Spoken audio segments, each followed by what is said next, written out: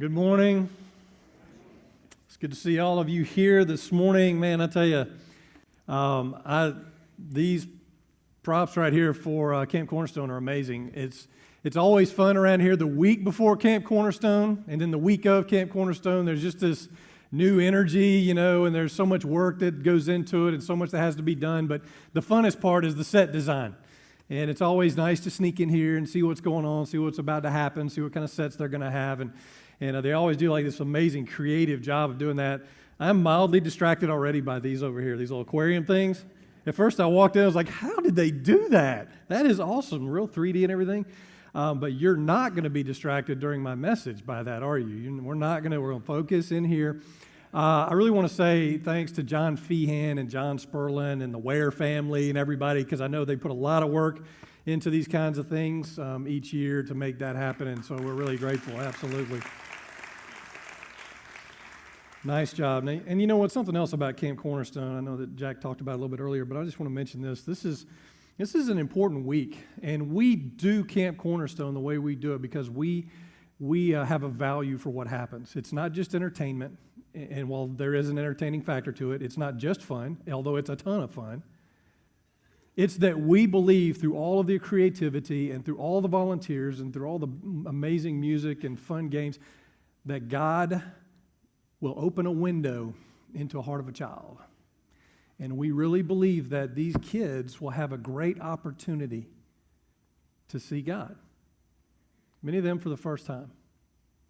And so I hope that you will pray this week for these kids, that their hearts and minds would be open, that somewhere along the way God would hijack them for the volunteers, that they would have patience and energy and passion and all the things that it takes to do a week like this. And every year they do. I mean, it really is amazing. Even by the end, many of them are like, man, I wish it wasn't over.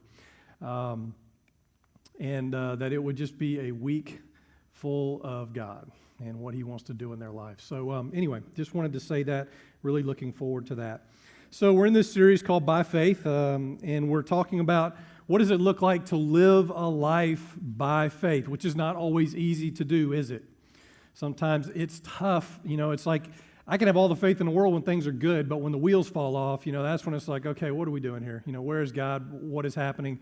It feels like my life is out of control or somebody, forgot about me or something. But faith is that thing that we have and that thing that we do as followers of Christ that helps us work through this life. And the ability to see God in the midst of that is so important. And I think about even the writer of Hebrews gave us that definition of faith in verse 1 when he said, now, faith is confidence in what we hope for and the assurance of what we do not see.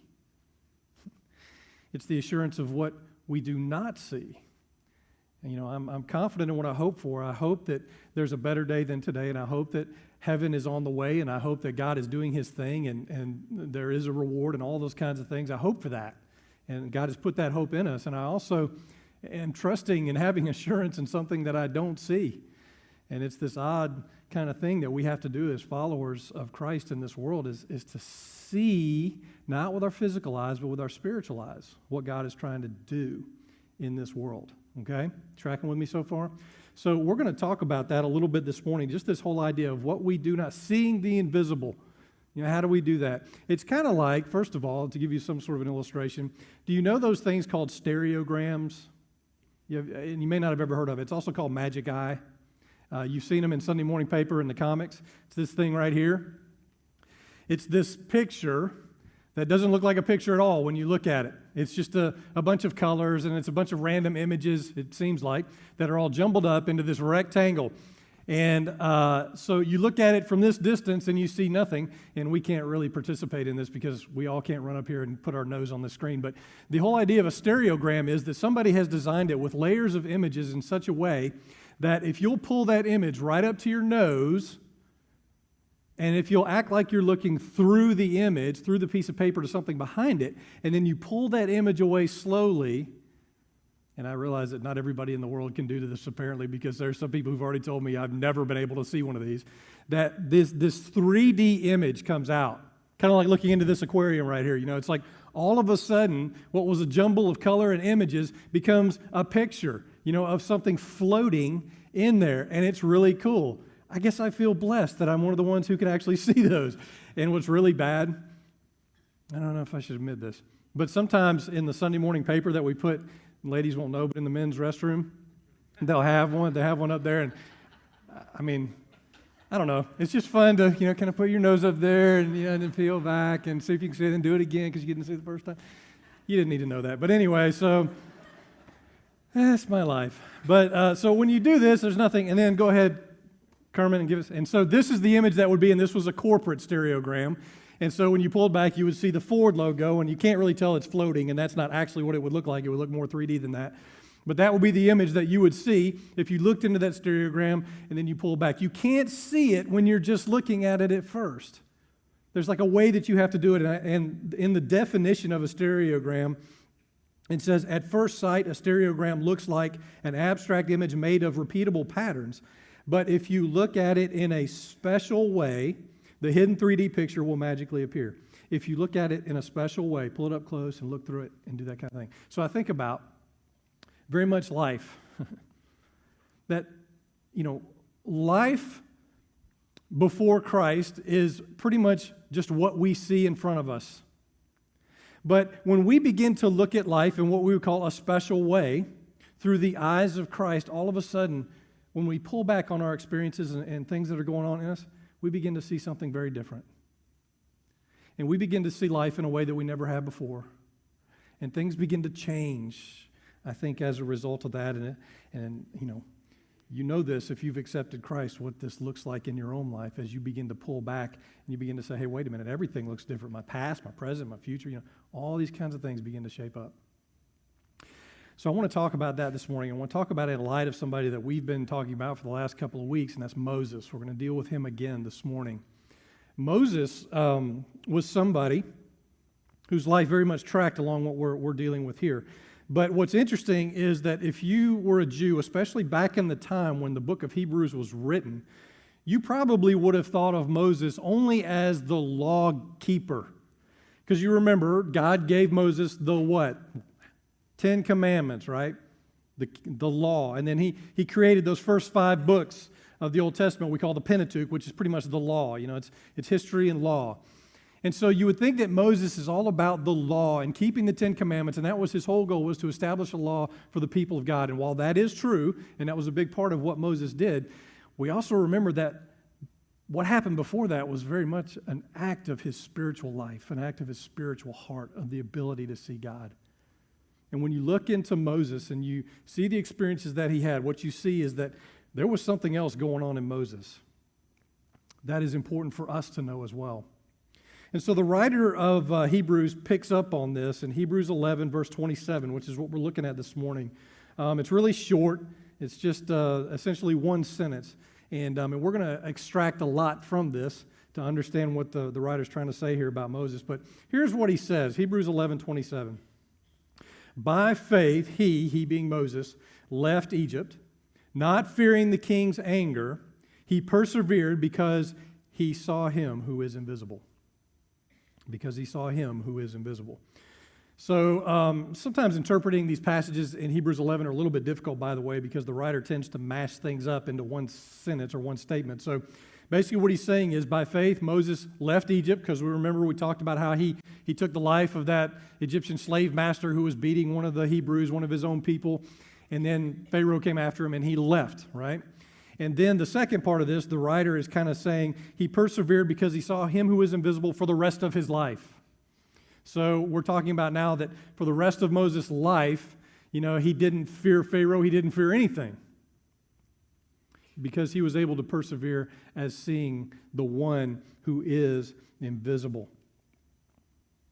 And I think that Moses, what he learned is how to have good vision. He learned how to have a vision, a different way of seeing things than he probably ever had before when he began to trust God. He began to obey him and he began to follow him. And good vision is important, right, in terms of how we look at life or how we look at anything. I tell you, since I turned 40, good vision is something that's hard to come by. I had LASIK surgery a long time ago, And the guy told me that he said, look, when you turn 40, your eyes are going to just start aging like normal. I'm like, what's the point of surgery if I'm just going to age like normal? I want to be Superman. I want to have amazing vision forever. But anyway, and he was right, doggone it. And so now I have these. It makes me look like 20 years older just when I put them on like that, doesn't it? It's really sad. My boys make fun of me, and it's great. But so my problem is that if I pull something up close without these glasses on, I'm like, have you ever done that? You know how you pull something close and your head just goes back like this? And that is old age, isn't it? And so I pull something close, I can't see it. It's just all fuzzy, and it's really bad, so I have to wear my glasses, and my glasses help my vision. And it's good stuff. I can see things far away, and I'm good to go. But if I get too close to something, it just fuzzes up, and I can't really make sense of it.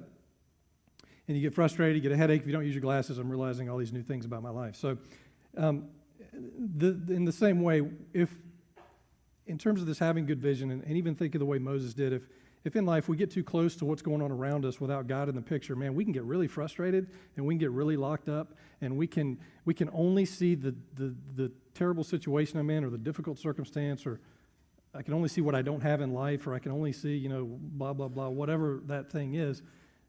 I just feel like I'm stuck in it. I'm so close to it. And what we need to do is learn this art of pulling back and having a new vision, a new way of seeing things in our life, so that we can say, you know what, no longer am I going to be the center of this situation because I'm ruining that. I need to see through God's eyes what's happening in my world and how he might be framing up and shaping up my life. And he did this for Moses, and Moses over time, as he continued to obey God and continued to pursue him, even though it was hard and he had to do hard things, he saw God in a way that he never had before. And so this morning, real quickly, I just want to talk about what does that mean to see the invisible? How do we do that well, even in our own life today? So the first thing I think about is that in order to really see the invisible, to see God and everything that's around us, and this is going to be so obvious, and it's going to be very basic to some of you, but it's very profound. It requires a changed heart. I really don't think we see the invisible until our heart is changed. You agree with me on that? It's like something has to happen on the inside first before the outside changes. And I think that for Moses, probably this was just one of his profound moments, but a very profound moment was he standing at that burning bush. And as we said last week, anybody would be changed by standing in front of a bush that's burning, not being consumed, and talking to you. Either you think you're nuts or God has actually shown up. And God actually showed up and spoke to Moses. And in that moment, Moses had a big decision, and he chose to obey God, even though he was fearful, and there were lots of things going on. He chose his faith over God, faith in God over that fear, and he began to move forward. Something happened to Moses. His heart began to change, and he became more alive in this understanding of who God is in his own life, and that God will protect him and take care of him. And for us, when we're born into this world, even though we're created in the image of God, he has stamped us as people. Sin has marred our heart. Right? So we're born and our heart is not alive yet. We're born and our heart is not alive yet. That's a strange thing to say. But we have this encounter with God and we invite Christ in, and because of his Spirit, he makes us alive. He makes our spiritual heart begin to beat. Before that, it's just dead as a doornail. And it looks at the world and it only sees the world, looks at the physical and only sees the physical and nothing more. And you know what? There's just mostly hopelessness in that. You agree with me in that? If all we could see what's on the news and what's in the world and our terrible circumstances, there's nothing beyond that. It's hard to live a life like that. But Paul put it like this in Ephesians 2, 4, and 5. He said, "But because of his great love for us, God, who is rich in mercy, made us alive with Christ, even when we were dead in our transgressions. It is by grace that you have been saved." And see, really, that is our hope. That is the only hope we have. It's like before we knew God and when we were dead in our transgressions and all these kinds of things, God said, you know what? I choose you even though you haven't chosen me yet. I love you before you love me. Therefore, I send my only son to die on a cross for you so that you can have hope, so that you can have a new life, so that you can be made alive, not just for that time you're on earth, but for eternity. I choose to give you that. You can't earn it. There's no work you can do to make it happen for yourself. It's this thing called grace. It's God's gift. It is something that we just get to receive. And he says, that's how much I love you. Take the gift. become alive. That is your hope. And for 20 years that I've been doing ministry, it has been a real privilege and pleasure and joy to sit and pray with people as they accept Christ into their life for the very first time. And then to walk with them in those first months of being a new believer and hearing them say things, and they always use this phrase, it seems like, man, I just view my job differently. I view my spouse differently. I view my future differently. It's like, it's always this I view. You know what? That's right. Because now we see things different. Because the invisible now has become visible. Even though we don't see God in this person form, we see Him in everything around us. And He begins to speak to us and shape our life.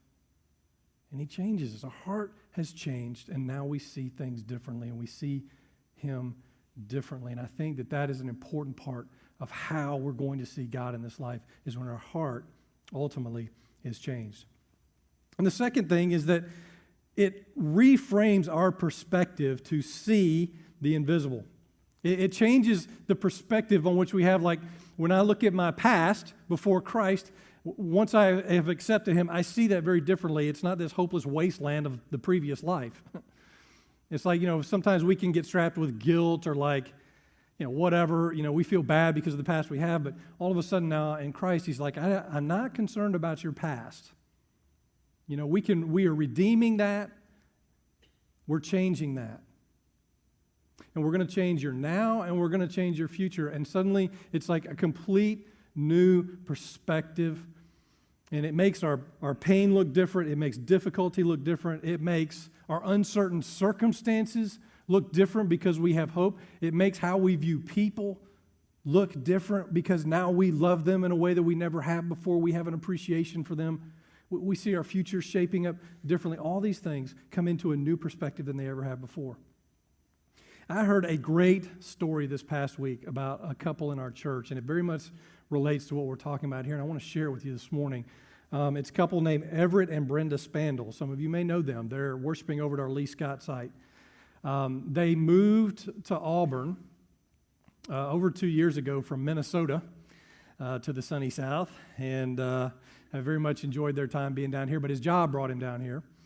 And so when we started the Lee Scott site, they had just been coming here for a very short time, and they were like, I don't know why we want to do that, but let's go. And so they signed up and became one of the original people that went over with Josh to start our site, and have been over there serving, and just, it's been a great experience for them the whole time.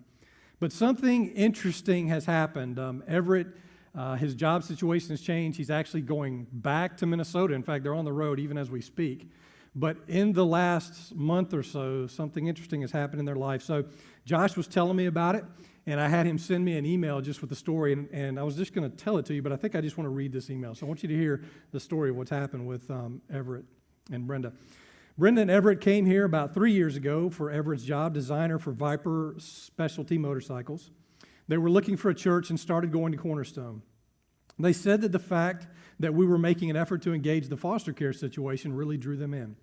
They said that when they saw us do the message series on foster care and adoption, they became committed to our church. Through some of our foster care informational meetings, Brenda learned about the organization of CASA, which means Court-Appointed Special Advocates. She and Everett had talked of becoming foster parents, but didn't feel like they were ready to take that step. So instead, she applied and went through the training with CASA to be an advocate for kids who go through the foster care system. Her first appointment was with a young man named Manuel, who they call Manny. This was about 1.5 years ago, and he was just turning 13. Brenda really connected to Manny because he was from Guatemala, and his English was very broken. But Brenda was from Mexico and spoke fluent Spanish, which he did also, so they really hit it off. She was able to have a bond with him that few people had ever had. Many of the social workers and others around the situation commented on this. In the past few years, he was bumped around the foster system. The parents lost the rights. DHR was unable to find him in a foster home. So the Lee County Youth Development Center became his home. All the while, Brenda had been meeting with him and helping with the transitions and attending court appointments. Over time, Brenda and Everett received permission to spend more time with Manny. They took him to dinner, they brought him to church, etc. Brenda was really sensing the Lord calling her to take Manny into their family, but Everett was digging his heels in. Everett told Josh that at some point he felt like it became too overwhelming, though, that God was saying yes to this and he was saying no. That is a bad place to be in, when God is saying yes and you keep fighting him. So, he talked about a moment where he encountered God, speaking to him to move forward with this. What he calls a hot ashes on the head experience. I've never really thought about having experience with God like that, but I'm like, I bet that hurts. He began to seriously consider this and quickly got on board. And they were finally unified in this calling, he and Brenda, to make Manny a part of their family. But this all came as they began to transition back to their home in Minnesota. Everyone they knew said that it would be impossible for them to get custody of Manny and to leave the state. This is just an unusual scenario to have custody and then all of a sudden leave the state. Lots of red tape. But within a few days, all the processes had been completed, and they were appointed temporary custody and approval to go to Minnesota by Judge Fellows. Again, that's a very unusual, except for God. So last Saturday, Manny came to live with the Spandles, and this coming Sunday, today, June 1st, they are driving to their home in Minnesota. Last Sunday, Manny came to Josh and asked, "Did you hear what Everett and Brenda are doing for me?" And he had a huge grin on his face. And Josh said, "Yes, I did, Manny. You must be a very special boy for them to do something like that." And he agreed with a big smile on his face. After the service, he said to Josh, "I want to take Jesus with me in my heart to Minnesota." Josh said, "I affirmed him and I told him that he would do that and that Brenda and Everett would help him grow in learning more about Jesus' love in his life." Now, who would have ever thought Manny from Guatemala at some point in his life would ever think that he would be adopted by a couple in America, come to know Jesus, and get this new life? And at what point years ago did Brenda and Everett ever think that one day they would adopt this young boy, teenager, from Guatemala, and give him an opportunity to accept Christ and invite him into their home and change a life forever? Well, that's something that God does. He reframes our perspective on life. It changes how we view people. It changed Everett and Brenda and how they viewed Manny because of what God had done for them and what he saw happening in Manny's life. And they just said, you know what? There's no other option for us. Manny has to live with us. God is making a way, and we're just going to walk through these doors. And that's true for all of us. We see the invisible finally in our life, and he reframes our perspective on everything, as it should. And I think about Jeremiah 29:11 that says this, "For I know the plans I have for you, declares the Lord, plans to prosper you and not to harm you, plans to give you a" what? Hope and a future. God has a plan for every single one of us. We know that, and it's a good one. We just need to follow it.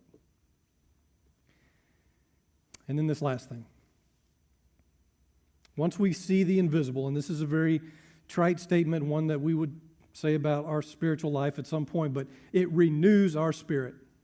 When we see the invisible in a new way and what God is doing in us and in the world that we live in, something happens in our spirit after we have accepted Christ, when we see him differently. And Moses at the burning bush, while he had left Egypt to follow God and he believed in his will, I think something new happened in him there. When he led the Israelites through the Red Sea, and we'll talk about that more later, he saw God differently. Would you agree with me on that? It's like, whoa, that just happened. That's different for me. Or how about the disciples after Jesus had left this earth and he told them to go to Jerusalem and wait there, and so they wait in this upper room and they're like, what's going to happen? And what happens? The Holy Spirit comes. It blows in like this rushing wind and changes their heart in that moment. And they are reborn as the church is born in that moment. Something had happened in their spirit, had been renewed. Something different, took place in that moment. And it's like anytime we take on something new, it's like it's exciting and things happen to us, right? And our senses are alive and we're all about whatever that is. I think about when I started training for a triathlon several years ago now, but it was something new, something I'd never done. I had jogged before, but riding a bike for a long way or swimming for a long way was a foreign concept to me. So I start training for this, and I have to say that the running didn't hurt that much, but the swimming and the biking hurt a lot those first few weeks. I can just remember getting out of the pool or off the bike going, that hurts. Do I want to keep doing this to myself, But then after a while, as it started taking hold, I started learning how to breathe and bike and all that, it just got better. And I really felt great, And I was like, man, I love this. I love what I'm doing here. And then did the triathlon. And I was like, yeah, I didn't drown. I didn't fall off the bike. I didn't die. Nothing bad happened. And so I got excited. I said, I'm going to do it again. And so my oldest son and I, we did one a couple years later together. That one hurt a little more. I was a little older. But anyway, so I got done with that one. I felt really good. And I was like, man, I'm going to train. I'm going to do like a full triathlon. I had all these big dreams and stuff. But then you know what happened? Well, chocolate chip cookies happened. And, lots of other things began to happen. But all of a sudden, this inconsistency began in this little training routine I had. And I said, it's fine. I can just put this off for another week. And I can I'll come back to it later. Well, later never happened. And here I am, how many years later? Haven't done it yet, not even close. Cookies have taken their toll. But I have started running again recently, and it does feel good to get back in that routine. And something has sort of changed in me. And it's like, man, I got out of that new feeling and sort of let it slide, and it just kind of disappeared. And kind of having that renewal is such a good thing. And in so many ways, maybe you've experienced this before. You came to Christ, your heart was changed, everything looked different, new perspective and all that. But over time, an inconsistency happened, or life happened, and discouragement happened, whatever, and our spiritual life has just kind of lagged. It just kind of got put on the back burner. Our consistency is now changed, and maybe it's even relegated just to Sunday morning, and it's like, where is this sense of God in my life? And renewal. Maybe we need renewal. Maybe that is something that God is speaking to your heart this morning, saying, look, to continue to see me well, renew your heart. Better yet, let me renew your heart. Have different eyes. Look differently at this world. When I was called to ministry, I had an interesting experience. I went to my pastor. One of my pastors at the church was a guy named Earl Andrews, a very pastoral guy, somebody I was very close to. And I was telling him about this call I was having, and I really wasn't sure what to do with it. I was thinking about all sorts of careers, and it was just one of those crossroads places in my life. And I was very concerned about this call to ministry, to be honest with you. I was nervous, like, I don't know if I want to do that the rest of my life. Are you serious? And so I told Earl this. I was very honest with him, and I just said, this is where I am with you, because I understand. I hear you. He was like, everybody who experiences a call to ministry has a moment of pause, a moment of doubt, a moment of, I don't want to. And so we got done with this long conversation, and I was kind of like, I was like Moses, man. I was looking for every excuse not to do it, and I was needing Earl to tell me, don't do it. You just don't need to do it. He never said that. And so at the end of this long conversation, he just cut through everything, and he looked at me as only Earl Andrews could do with his bald head and his glasses and everything. And he held up his finger like this, and he looked kind of down at me like this. And he said, Rusty, just keep your eyes on Christ. Now, that may sound very simple to you now, the way I'm telling it to you, but back then, it was as if in that moment, everything changed. And he said, keep your eyes on Christ. It was as if I was looking at everything else but him in this moment. And we prayed, and I left that office, and that stuck in my head and in my heart ever since then. Keep your eyes on Christ. We can make Christianity so hard sometimes and so complicated. And we can make a million excuses of why we can't do anything. We can look at everything else this world has to offer, and there's this one thing that the Bible calls us to do, and that's to keep our eyes on Christ.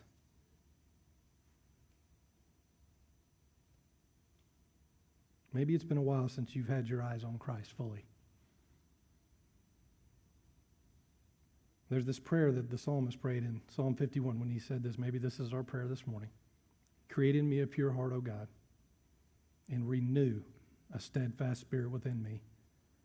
Do not cast me from your presence or take your Holy Spirit from me. Restore to me the joy of your salvation and grant me a willing spirit to sustain me. And I think that verse sums up everything I'm trying to say this morning. If you really want to see the invisible, keep your eyes on Christ and ask God to renew your spirit. Let's pray.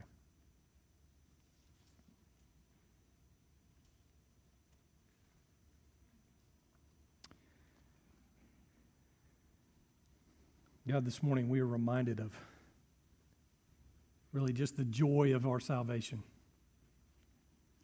That moment when we finally come to faith and we step across that line and we begin to be obedient to you and we give our heart to you and our eyes are opened in a new way for the very first time, and how important that moment is, and how it helps us reframe everything that we see in this world, that our experiences are not just these experiences that are in front of us, the relationships that we have are not the end, that our job is not the end, that there is something else when we pull back from our world, that we begin to see you in every single thing, if we'll have eyes of faith to see the invisible. God, I'm praying for every one of us in here, including me, that we would see our life in this world through you only.